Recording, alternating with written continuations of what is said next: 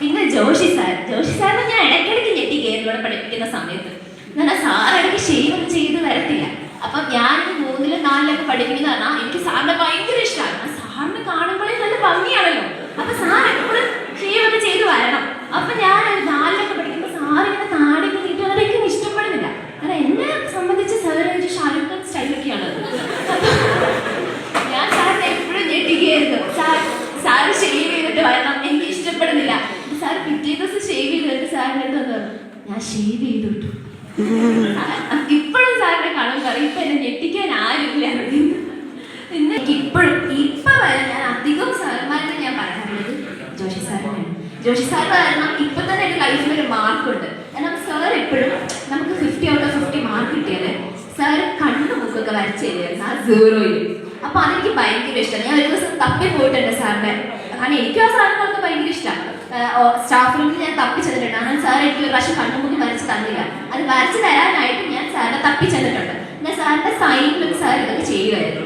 എന്നിട്ട് എനിക്ക് അന്ന് പാസ്പോർട്ട് എടുക്കേണ്ട സമയത്ത് എൻ്റെ അച്ഛൻ എന്നോട് 100 പ്രാവശ്യം പറഞ്ഞു, മോനെ ഈ ഒപ്പ് തന്നെ വേണോ, ലൈഫ് ലോങ് നിന്റെ ഒപ്പ് ഇതായിരിക്കും. അപ്പൊ ഞാൻ പറയാം എനിക്ക് കുഴപ്പമൊന്നുമില്ല, എനിക്ക് ഈ ഒപ്പ് മതി. ഇപ്പോഴും എൻ്റെ ഒപ്പ് എന്ന് പറഞ്ഞാൽ ദുലാറാം എഴുതും, അതിൽ സ്റ്റാർ ഉണ്ട്, സ്മൈലി ഉണ്ട്, എല്ലാം ഉള്ള ഒരു ഒപ്പാണ് ഞാൻ യൂസ് ചെയ്യുന്നത്. ഈ കഴിഞ്ഞ യൂണിവേഴ്സിറ്റി എക്സാമിന് വരെ ഇൻചാർജ് വന്നിട്ട് എന്നോട് ചോദിച്ചു ഇത് ശരിക്കുള്ള ഒപ്പാണോ? ആ സാർ യൂണിവേഴ്സിറ്റി കാലിൽ വരെയുണ്ട്. അങ്ങനെ പറഞ്ഞാൽ സാറിന്റെ കാല് വരെ കാണിച്ചു കൊടുക്കും. അവരൊക്കെ ഭയങ്കര തമാശയാണ്. പക്ഷെ ഞാൻ ആലോചിക്കുമ്പോൾ ഞാൻ എപ്പോഴും ഒക്കെ സാറിന് ആലോചിക്കുന്നുണ്ട് ആ ഒപ്പ്.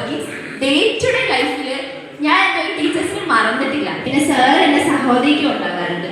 സഹോദരിക്കും ഉണ്ടാകുമ്പോൾ സാർ ഇടയ്ക്ക് അമ്മ ഇങ്ങനെ പറയും എന്നെ ഒന്ന് കൊണ്ടുപോകണം. അപ്പൊ സാറിന് അത്രയും വിശ്വാസമാണ് ഇവിടുത്തെ ടീച്ചേഴ്സിന്റെ കയ്യിൽ എന്നെ ഏൽപ്പിക്കാനായിട്ടാണ്. അപ്പൊ സാർ അത്രയും ശ്രദ്ധിച്ചുകൊണ്ടോന്ന് പറയുമ്പോൾ സാർ ഈ ബൈക്കിലാക്കി കൊണ്ടുപോകുക. അപ്പം സാറ് അത്രയും ശ്രദ്ധിച്ചുകൊണ്ടോണ്ട് സാർ നോർമൽ സ്പീഡിലൊക്കെ ആയിരിക്കും കൊണ്ടുപോകുക. അപ്പൊ ഞാൻ സാറിനോട് ഇടയ്ക്ക് പറഞ്ഞിട്ട് സാർ എന്നെ ഇവിടെ ഇറക്കി കിട്ടോ, ഞാൻ നടന്നു പോക്കോളാം, അതിന് പെട്ടെന്ന് ഞാൻ ഇങ്ങനെ നടന്നു പോയെത്തുന്നൊക്കെ ഞാൻ സാറിനോട് പറയുമായിരുന്നു. അപ്പം എനിക്ക് ഒരുപാട് പിന്നെ ജോഷി സാർ ഇപ്പോഴും ഞാൻ ഇവിടെ വന്ന് സംസാരിക്കുന്നുണ്ടെങ്കിൽ അതിന് മോസ്റ്റ് എല്ലാ കാര്യത്തിലും എനിക്കിപ്പോൾ ജോഷി സാറിനെ തന്നെ ഭയങ്കര കടപ്പാടുണ്ട്. കാരണം ഞാനിപ്പം കോളേജിലാണെങ്കിലും എന്തൊരു ഇവന്റ് വന്നാലും ഞാൻ ഇപ്പോൾ അവിടുത്തെ ചെയർപേഴ്സണാണ് കോളേജിൽ. അപ്പം പക്ഷെ അതിനൊക്കെ കാരണം എന്ന് പറയുന്നത് നമ്മുടെ ചൈൽഡിൽ നമ്മളെ ആരാണ് നമ്മുടെ ചൈൽഡ്ഹുഡിൽ നമ്മളെപ്പോഴും ഭയങ്കരമായിട്ട് മോട്ടിവേറ്റ് ചെയ്തിട്ടുണ്ട്. ഇവിടെ വന്ന് സംസാരിക്കും, അങ്ങനെ ചെയ്തിട്ടുള്ളവർ നമ്മളെപ്പോഴും ഇപ്പോൾ ഏത് കാലത്താണെങ്കിലും നമ്മൾ അവരെ ഓർത്തിരിക്കും. സാറ് ഈ സ്റ്റേജിൽ തന്നെ എനിക്ക് തോന്നുന്നു ഞാൻ ഒരുപാട് പരിപാടികൾ ചെയ്തിട്ടുണ്ട്. അതിൽ തന്നെ ഒന്നുമില്ലാതെ നമ്മൾ ജസ്റ്റ് പിള്ളേരെയൊക്കെ വിളിച്ച് ജസ്റ്റ് ഒരു സെമിനാർ ക്ലാസ് പോലും എടുക്കുന്ന സമയത്ത് കുട്ടികളെല്ലാം ഇപ്പം ആ ക്ലാസ് എടുക്കുന്ന ആള് ലേറ്റ് ആയി വരാം. അപ്പൊ സാറായിരിക്കും മിക്കവാറും ജോഷി സാറായിരിക്കും അതിന് ഇൻചാർജ്. സാറാണ് ഇവിടെ നിൽക്കുന്നതെങ്കിൽ അപ്പൊ സാർ പറയും ഇതെല്ലാവരും ഉണ്ട് അവിടെ. അപ്പൊ ഞാൻ ഉണ്ട് സാർ, ഒരു പാട്ട് പാടിക്കോ. അപ്പത്തേക്ക് എന്റെ ക്ലാസ്സിലെ പിള്ളേർ പറയും ഒരു പാടല്ലേ, പാട്ട് കേട്ട് ഞങ്ങൾ മടുത്തു. കാരണം ഞാൻ എപ്പോഴും ഒരു പാട്ടേ പാടത്തുള്ളൂ.